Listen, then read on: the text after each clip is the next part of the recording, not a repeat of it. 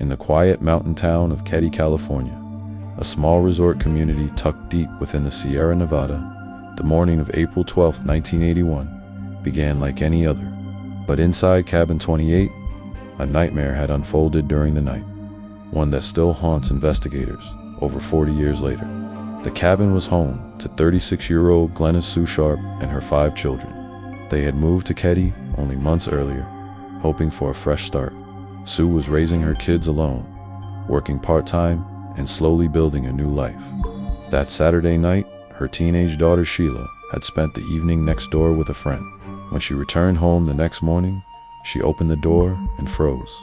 Inside the living room were the bodies of her mother, Sue, her 15-year-old brother John, and John's friend Dana Wingate. They had been bound with electrical cords and duct tape. The room showed signs of a violent struggle. Furniture overturned, blood spattered across the walls, a knife and hammer on the floor. But the most chilling detail was the silence. In the next bedroom, 3 younger children, Rick, Greg, and their friend Justin, were found alive, untouched, and seemingly unaware of what had happened only meters away. Investigators arrived quickly, but the crime scene was chaotic. Reporters and curious locals wandered in and out before evidence could be secured. Footprints and fingerprints were lost, and key items were misplaced. One knife was later determined to have been bent from extreme force. Another hammer, believed to be the primary weapon, was missing entirely. Detectives initially focused on 2 men known to the family, a neighbor and his friend, who had spent time at the cabin days before the murders. Both had criminal histories and failed polygraph tests, but no physical evidence linked them to the scene. Over the years, other theories emerged: a drug deal gone wrong, revenge, or even multiple killers working together.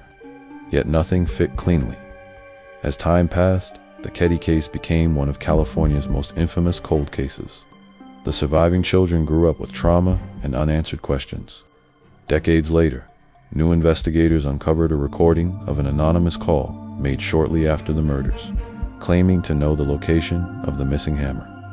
That clue eventually led to the discovery of a rusted hammer in a nearby pond, exactly where the caller had said. Still, it brought no closure. To this day, no one has been charged. Cabin 28 was demolished in 2004, but those who remember the case say the air in Keddie still feels heavy, as if the mountains themselves hold the memory. A small memorial stands where the cabin once stood, a quiet reminder of a family destroyed and a secret the forest refuses to give up.